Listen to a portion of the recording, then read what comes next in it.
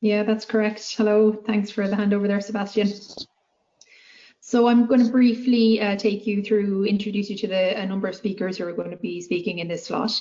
I'm going to provide you with some of the regional context for the digital innovation hubs, which Suzanne earlier explained.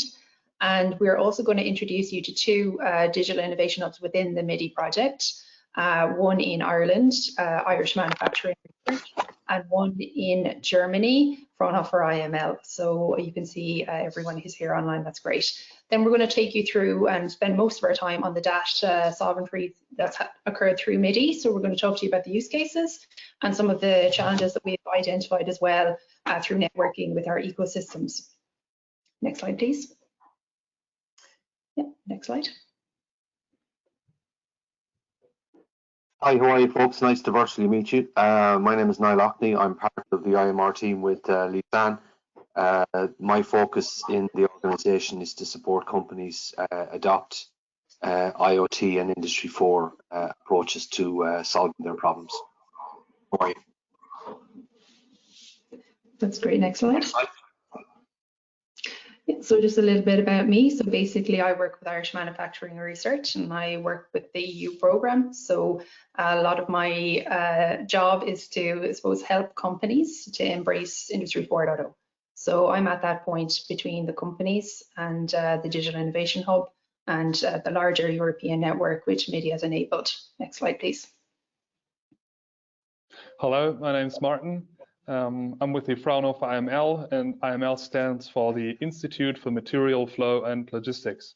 We're based in Germany, in Dortmund, and I'm heading a department that deals with information logistics and decision support systems. So we are supporting small and medium-sized and big enterprises in their digitization, particularly by providing decision support systems that are heavily based on data and rely on data. So this makes us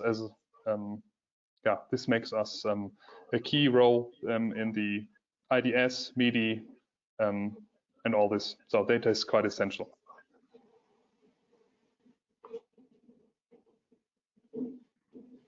Okay, next, this is Emanuel Skobovius. I'm also from Fraunhofer IML. And yeah, my role is to run use cases on data sovereignty in our institute. And yeah, I'm happy to tell you something about our challenges with this. That's great. Next slide, please. So if we go to the next slide, I'll be able to take you through just some of the regional context so you can get a sense of where these use cases are coming from, how we've identified challenges, and for you in your country, you might be able to identify or see opportunities where you can align or progress. So firstly, I'm just going to take you back to the original slide that Suzanne showed. It's the MIDI innovation ecosystem. So the wider ecosystem spread across the European Union. So you can see a number of the MIDI partners and their locations. The MIDI partners are made up of different types of digital innovation hubs. So there's a classification there on the left-hand side. And I will say at this point, all the slides will be shared after the presentation because there's quite a lot of content for you. So if you go to the next slide. Thank you. So first of all, I just wanted to point out some of the the regional context for Irish Manufacturing Research, which is a digital innovation hub in Ireland. All of the countries have a smart specialisation strategy and smart specialisation areas where they focus. So Ireland is seen, I suppose, as a strong innovator, and you will see the differences when we compare it with Germany. And one of the main differences when we compare it with Germany is we focus on energy production and distribution, whereas they would focus on more wider, sustainable, I suppose, priority areas. You can see our investment in our ESF 5 funds in research and innovation is €70.8 per person. So if you go to the next slide, you'll be able to do a direct comparison here. So this, if we compare this with Germany, we can still see that they spend quite a substantial amount per person on research and innovation, more than Ireland, but both of us more than many of the EU states. So it's 77.1 euro per person. And you can see here that their smart specialization priority area difference is sustainable innovation. So you can see how it sits within the MIDI innovation ecosystem. Next slide, please. What I should say as well is Germany is seen as a strong innovator, so would be like a leader in this space. And this slide is just to show more than 2 points of difference in the Better Life Index from the OECD. And basically what you can see here is some regional differences between us. So you can see obviously the population difference between us, the visitor numbers, the differences, but the renewable energy share, that's something that kind of stands out at the moment. So I should have said at the beginning, a lot of these slides, they are based off data from 2018. So not the most up-to-date data, but fairly close. You can see some of the, I suppose, the regional differences in relation to income, in relation to community, civic engagement. Again, you can see the differences there between civic engagement in Ireland and Germany, and then health. So this is people's perception of, I suppose, the quality of life that they have in their region and where our digital innovation hubs are geographically based and, I suppose, our spatial constraints. Next slide, please. So now I'm going to pass over to Niall, who's just going to introduce the Irish manufacturing research. This will be very, very brief, and then IML will continue then with their introduction of their DIH. Thank you. Okay, just over a couple of slides here, we're just going to give you a little bit of an understanding of what a regional manufacturing digital innovation hub is about, of which IMR is one. And in that, we have a number of key themes and skill sets that we have within our organization that can support companies. So on this slide here, what we're highlighting is the type of skills and disciplines that we have within our center that we can apply appropriately to the research and the work that we do with our industrial partners. So this is maybe a high level definition. Each of these particular areas, we have a number of different skill sets. For example, on industrial Internet of Things, we would have expertise in hardware design, coding across a range of languages, and the integration of devices into legacy factory systems. And across all of these different disciplines, we would have, deeper skill sets within that. So if we go to the next slide, please.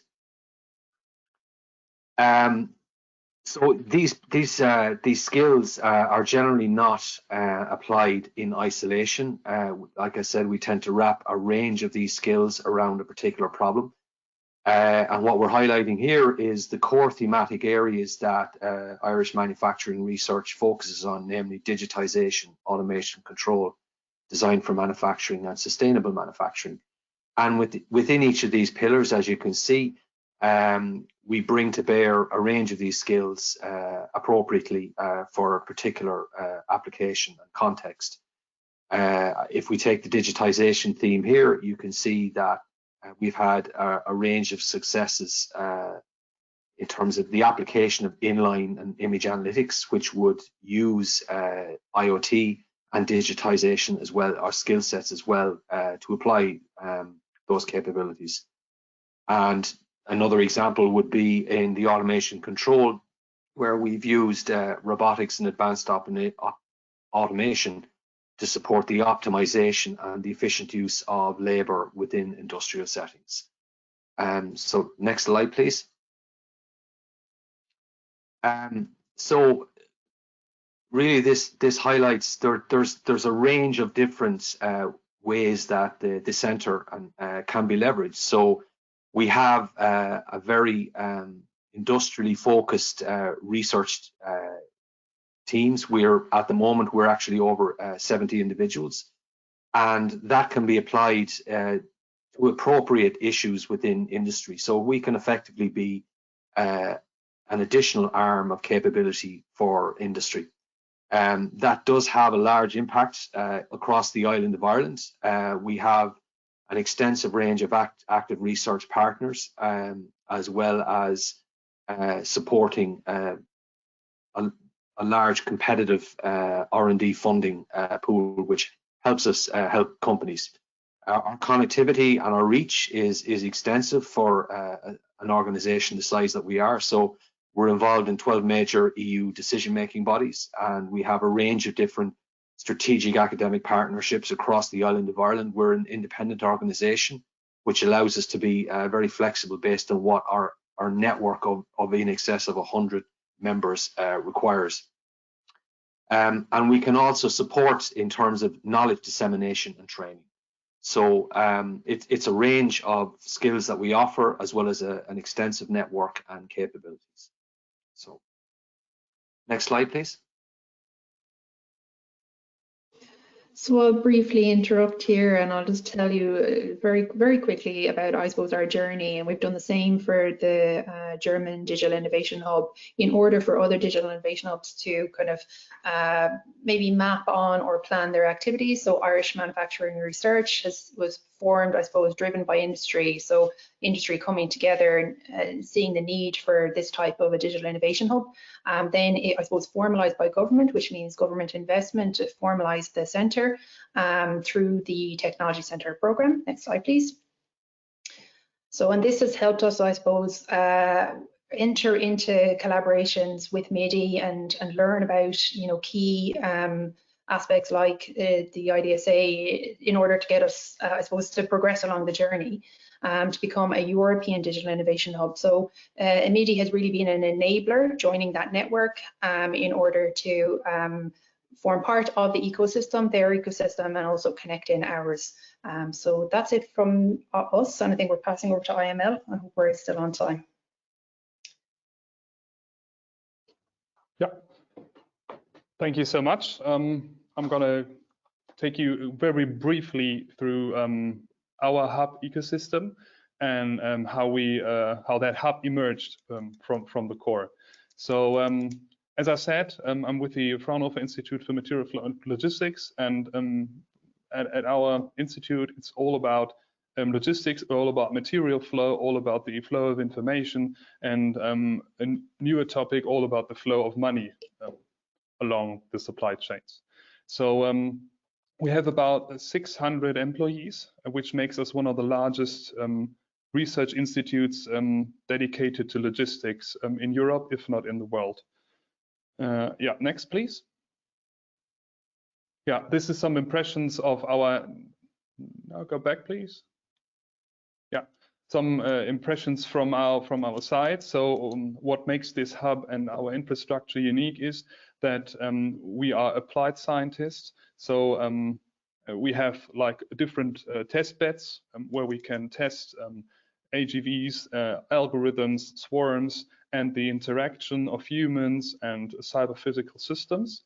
But we also have the capabilities to build these systems from the ground up, because we have several workshops for like metalworking, where we can build microelectronic devices and stuff like that.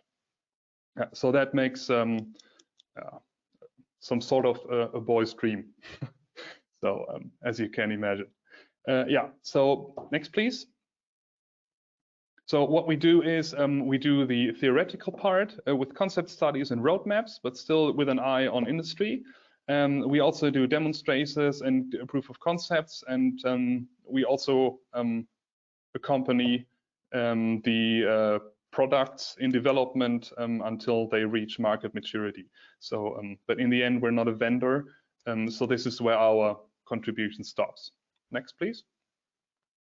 So this is the let's say ecosystem how it was before 2000. So basically, Fraunhofer is as an applied research organization. It's always coupled to the university.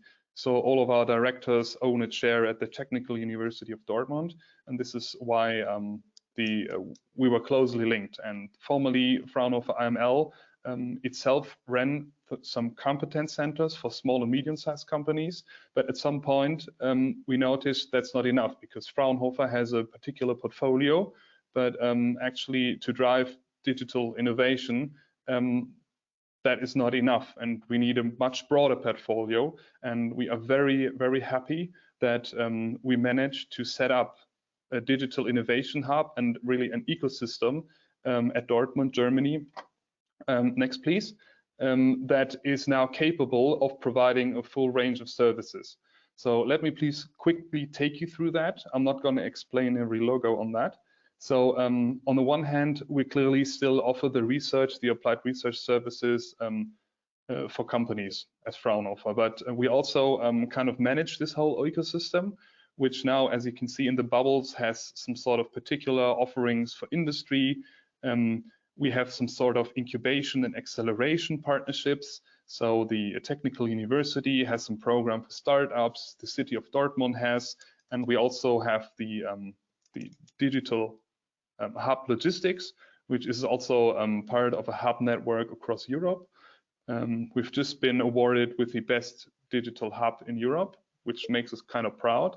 And that digital hub also brings together like startups. It has a co-creation space and yeah, facilitates new ways to work.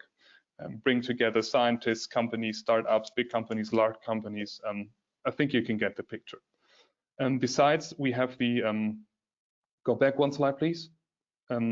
Besides, we have still the strong connection to the university and the research, not only the chairs from our directors, but the entire university.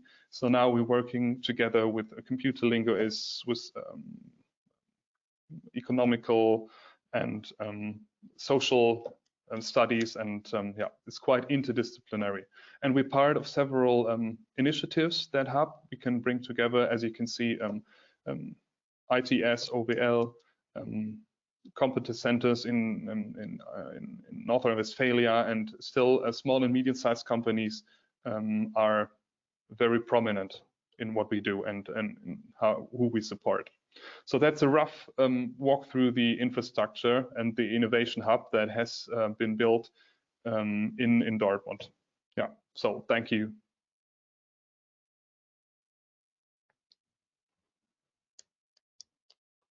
Thank you, Martin. Thank you to all my previous speakers. Thanks, Lisanne and Niall and Martin, to introduce briefly to the two digital innovation hubs. I'm happy to present you the challenges of these two manufacturing and logistics digital innovation hubs. And I'm the unfortunate last one, and I really have to speed up. Next slide, please. Here, the why do we deal with the topic of data sovereignty as a manufacturing digital innovation hub? It's the motivation of data sovereignty itself. It's the motivation of data sharing, and it's the problem, the dilemma of data sharing. It's on the one hand, you want to like to share data. On the other hand, you hold you back because you do not know what's the value of the data, and you want to keep the data ownership. Okay, because this slide is could be you already could know this slide from Industrial Data Space Association. I want to go ahead. Next slide, please. We identified some prerequisites for a successful data sharing in business ecosystems. So data sovereignty is one of them, but you also need something like a trust between the partners in an ecosystem. You need interoperability, or you need to know what is the value of your data. But next slide, that's fine. So coming to what we as IMR in Ireland and Dortmund and also other international data space hubs and digital innovation hubs identified while speaking to their customers, the data sovereignty challenges. If we ask the companies about data sovereignty, they say, okay, they are really sensitive about data sharing. They initially prefer on-premises solutions rather than cloud applications. They have still solid legacy systems, and integration is really challenging. And they do not want to use proprietary solutions from vendors. They more want to mitigate lock-ins. This is the company view. And next slide, please. In addition to that, we see that innovation takes place more and more within business ecosystems. And there is the point that you would need then to exchange data, but no data exchange equals then to less digital innovation. And also in the factories of the future scenarios, we see that they often include open source, not proprietary standards, less than hierarchical architectures. And yeah, statement number 7 is more or less our justification why SMEs and other companies are asking for a process, for a structured process to make this a decision where to invest, and should I go for this technology now or later, and what's needed. This process, this is what digital innovation hubs really can support by many different services, as you saw in the previous slides. Next slide, please. Looking into the point, how do we deal with this? And in historical view, in our really short history, 5 years ago, the initiative in this international data space started with research projects. One of these research projects is MIDIH. MIDIH gives us the opportunity to do more research on the software, but more and more it's that we are here able to spread our or the international data space ideas, the data sovereignty topic, into a really good network in Europe, and this is what MIDIH is in core for. And next slide, please. In addition to the previous slide, you also need, beside research, of course, you need to bring the topic into the industry, and here you need use cases. You need that the companies understanding how they benefit from this in particular cases. And because this was quite challenging at the beginning, we started to introduce verticalization. So industry communities such as our, which is hosted here in Dortmund, our logistics community, but also our data spaces to understand in a certain domain, because they have similarities, they have the same issues and problems, to understand what can be the benefits of data sharing and how does it fit to the data sovereignty topic. Next slide, please. Here we can click through. It's the domain-specific community for experience exchange. The logistics community is one example. We will provide the slides later on, so then you can read what's happening there. But basically, it's an experience exchange, a first step, but a really important one. Okay, let's go to the next slide. Here, oh, sorry for that. The picture is here before the wording, but no problem. What I want to introduce here is that you, beside what you saw in the last slides, you need sometimes a physical representation, something where something real happened. And here you can see the International Data Space Lab at Fraunhofer ISST in our Digital Innovation Hub at Dortmund. And this is made to do seminars, to present the use cases in a better way, to connect the developers, to run plug fests here and provide the examples for customers and so on. And yeah, this is another example how we deal with data sovereignty. But last but not least, to the next and last slide. I think always it's important to trace back and have a look from a global perspective, from a wider view. And here you can see our idea, our big picture for data-driven services and AI. Our view, I mean, Fraunhofer IML, we call it Silicon Economy. What you see is on the bottom, the IoT and CPS shop floor world connected with the clouds, and in between is the data sharing, and in between there is the real the sufficient requirement, which is data sovereignty for data sharing. And yeah, I think this is wider look. Here you can see it's one tool to overcome this gap. It's sufficient to do so, to have this. Yeah, and we are really happy in MIDI, because MIDI gives us the opportunity to disseminate and to scale this idea in Europe. And yeah, we can just invite everyone to get in touch to think about this topic. Okay, now I pass over to Sergio Gusmeroli, our technical project lead in MIDI, who wants to make a short poll and questions answer round. Thank you.